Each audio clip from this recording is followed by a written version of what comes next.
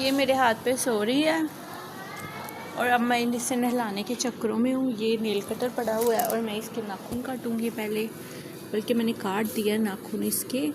चलो जी बेला जी उठ जाओ, अब ख़त्म तुम्हारे मज़े। ये इसके नाखून नहीं, इधर बैठो, चलो इधर आओ।